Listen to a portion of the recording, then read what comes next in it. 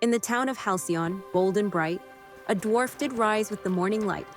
With her beard magnificent, long and proud, she drove a caravan leading the crowd. Goods to New Ayla, she'd declare, her heart was light, her spirit rare. With the roads dusty, the sun aglow, she guided the way steady and slow. Through valleys green and mountains high, underneath the vast blue sky, her wagon filled with treasures neat, spices, fabrics, and delicious treats. Onward to New Ayla, she'd cheer, a driver so skilled with no fear. With each mile the journey grew, in lands she'd seek, in wonders new. By the fire they'd rest and chat, she'd tell of rivers, fish, and that. Though she had no gold or crown, she wore her beard like a royal gown.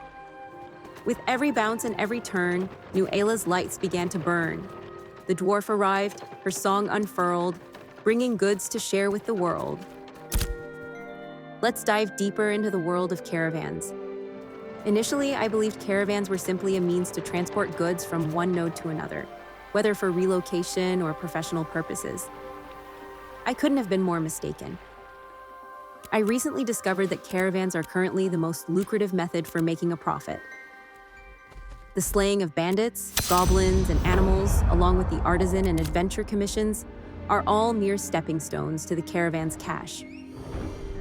Which means that during these 11 weeks of Alpha 2, approximately 330 hours of gameplay, I've been so close, yet so far away from striking gold. This is the beauty of playing a game in Alpha. You get to learn alongside everyone else through trial and error. When you succeed, it feels incredible. But when you fail, it's a tough pill to swallow.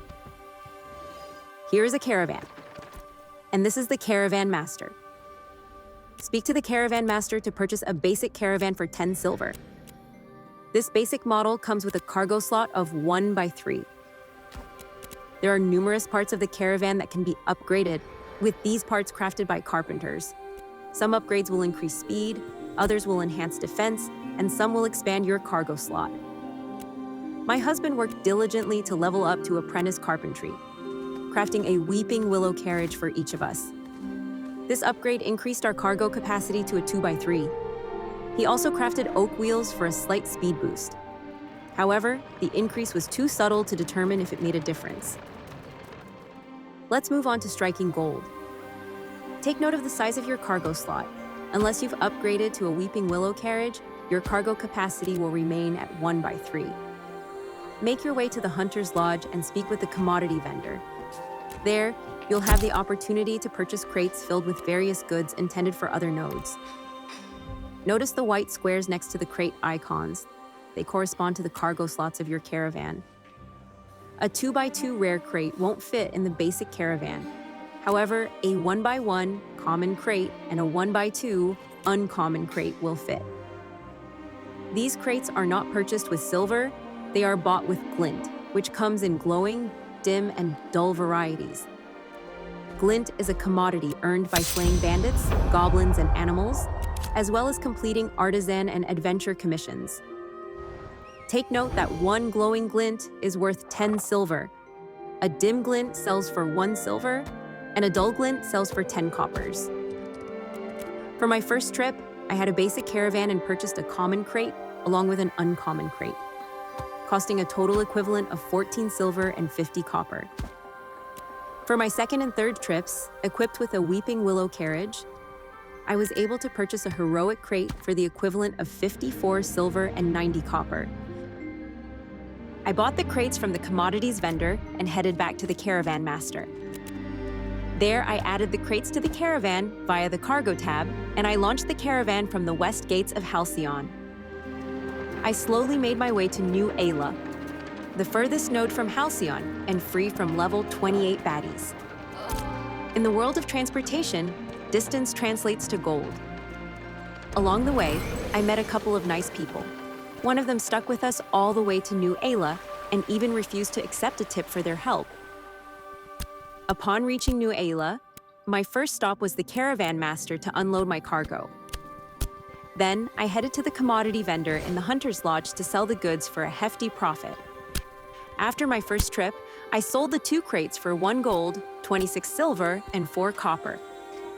With an initial cost of 14 silver, 50 copper, plus a launch fee of 10 silver, I managed to turn a profit of 1 gold, 1 silver, and 54 copper.